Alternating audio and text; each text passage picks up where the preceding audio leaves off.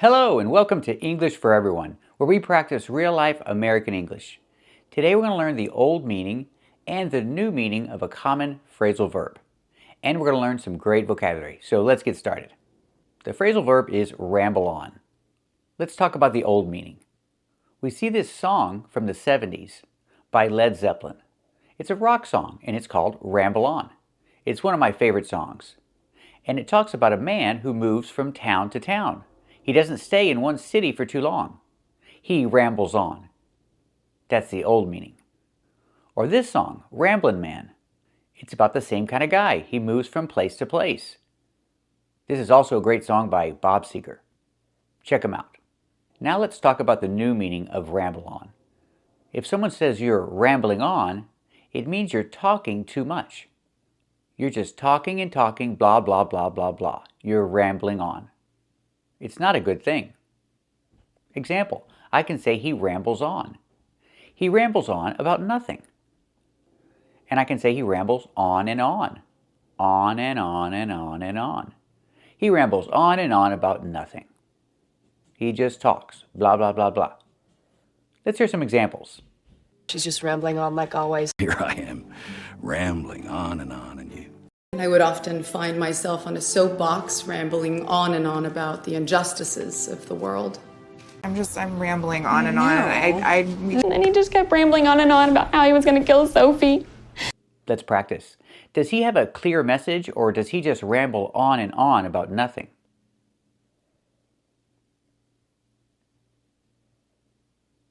That's right, he doesn't have a clear message. He just rambles on and on about nothing. So to ramble on is not a good thing. If somebody is rambling on, you can say, don't ramble on. What's the opposite? The opposite is be concise. So I can say, don't ramble on, be concise. Concise is an adjective, so we need the verb be. Be concise. It means to be clear and short with your message. Be concise. Don't ramble on. Example, he shouldn't ramble on. It's not a good thing. Example, he shouldn't ramble on. It's not a good thing. He should be concise. He should be more concise. Let's practice. Should he ramble on? That's right, he shouldn't ramble on. Should he be concise? That's right, he should be more concise. Now let's talk about the difference between concise and succinct. They both mean the same thing, but concise is more common. You'll hear it more. The word succinct means the same thing, but it's not as common. Example, I can say, be succinct in your message. The message was very succinct. It was short and to the point, very clear. The message was very succinct. Pronunciation. We look at the word succinct. We see two C's. The first C makes the k sound, like in cake, k, k. And the second C makes the s sound, like in star. The K is a stop K. We don't release it. We don't say k. We say suck, make the K position and stop the air. Succinct, succinct. And we see this with other words like success, succeed, and accept. Remember, with these words, you see the double C, we pronounce the first C as a k, and the second C as s. Again, success, succeed, accept. Now back to succinct. This word actually has two pronunciations. Some people say succinct, and they pronounce that k with the stop K, and some people don't pronounce the K, they just say succinct. But I prefer to pronounce it succinct with that stop K, because it goes along with the other words that have the similar spelling. So example, the message was very succinct, short and to the point. Let's practice. Was the message very succinct?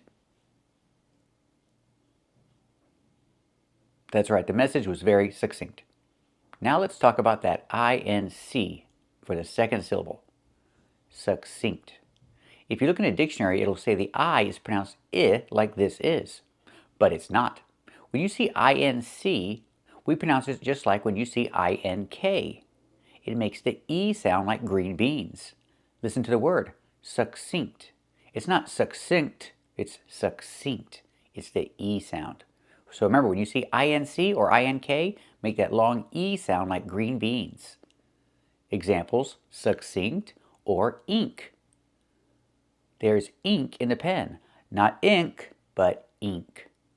Keep watching for a full explanation and more examples. Keep watching to practice more. Dictionaries are an excellent source of information, but sometimes they don't give you the full picture. So if you want to sound more natural when speaking, let's learn what Americans really say.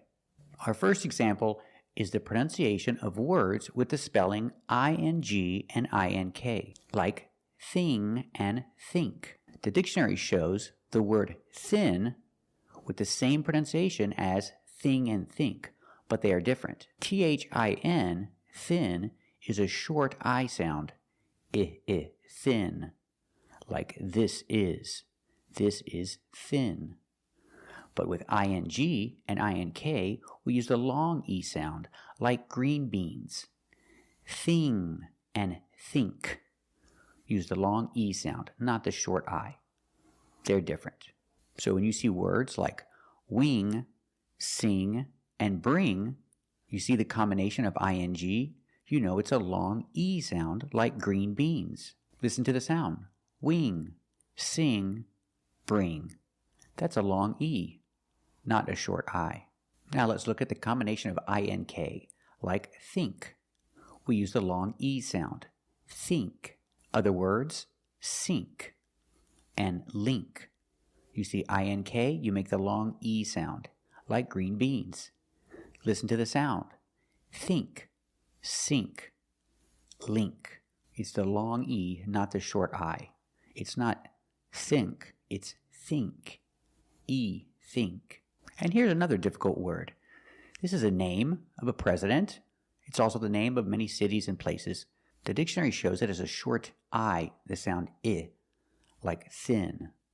But it's the long E. It's Lee, link, Lincoln, Lincoln. The second L is silent, so it's Lincoln, Lincoln.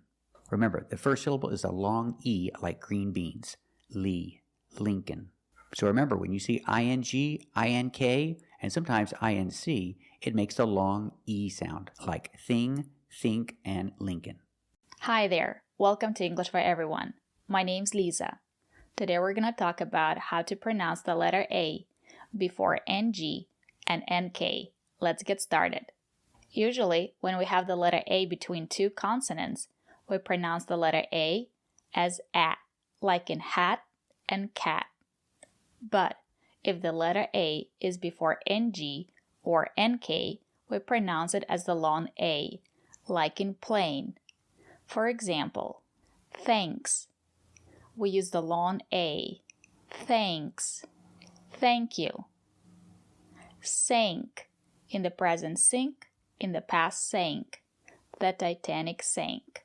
Let's practice. Did the Titanic sink? That's right. The Titanic sank. Good job. Ankle. Ankle. Use the long A. Ankle. Her ankle hurts. Let's practice. Does her ankle hurt? That's right. Her ankle hurts. Bank. Use the long A. Bank. I need to go to the bank today. Do you need to go to the bank today? Good job. It's a fish tank. I don't have a fish tank. Do you have a fish tank? Are there a lot of fish in the tank? That's right. There are a lot of fish in the tank. Good job. Hang. Use the long A. Hang. She is hanging the clothes on the line. Let's practice. What is she doing? That's right. She is hanging the clothes on the line. Good job. Language. I speak 3 languages. How many languages do you speak? Good job. Ring. In the past, rang. The bell rang at 10. Let's practice. When did the bell ring? That's right. The bell rang at 10. Good job. Bangs. Use the long A. Bangs. She has bangs. I don't have bangs. Do you have bangs? Good job. So remember, the letter A before NK or NG is pronounced as the long A. Hello, welcome to English for Everyone. Today we're looking at the difference between these two words. Let's take a look at how they're used differently. Our first word is strict. Strict is when you have a lot of rules. You can describe a person. Both parents are very strict. They have a lot of rules and the child has to follow all the rules. So both parents are very strict. Pronunciation. The TR makes a ch chicken sound. Str, strict. Make the short I sound like this is. I, strict. Both parents are very strict. Our next word is lenient. Lenient is the opposite of strict. Pronunciation, lenient. The first vowel is a long E, like green beans. Lenient. We have the Y sound like yellow and yesterday. Yent. We have the short S sound like eggs and bed. Yent. Lenient. Together, lenient. Put the stress on the first syllable. Lenient. So to describe a parent who doesn't have a lot of rules, the child is free to do whatever they want. The mother is very lenient. She lets the child do whatever they want. So she is very lenient. Let's practice. Are both parents very strict? That's right. Both parents are very strict. The boy is running with scissors.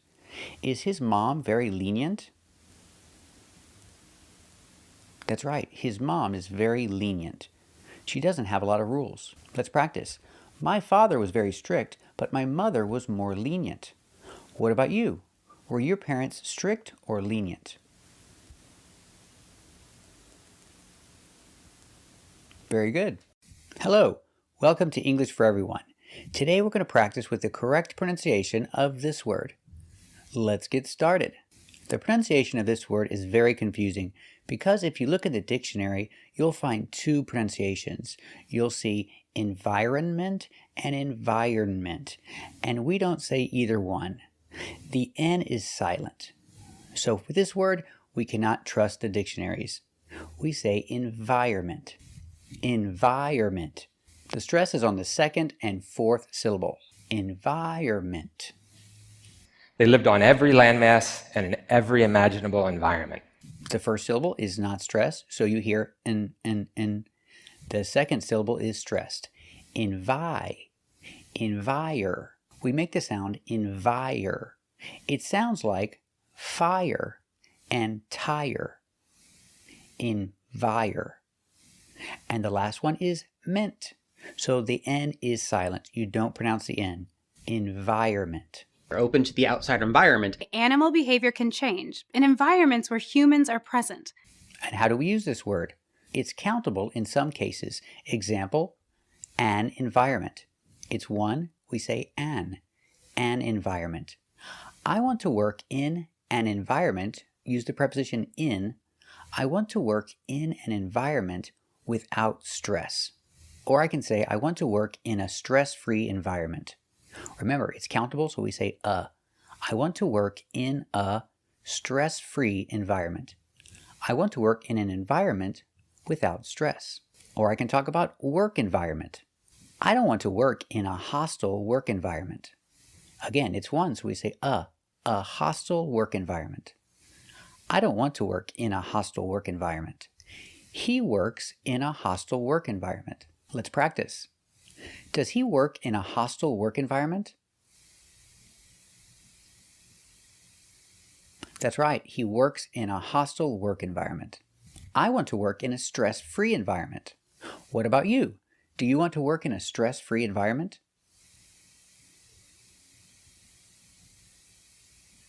That's right, I want to work in a stress-free environment.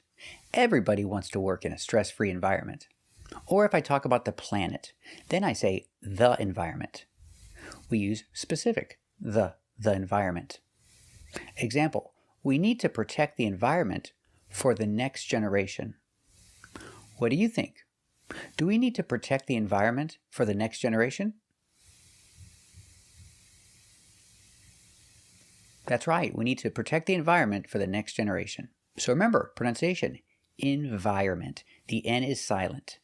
And we can use it with a or an environment, or we can use the environment when talking about the planet. Thanks for watching, and if you like this video, subscribe to our channel. Or if you want to become a member, click the join button. And we'll see you next time.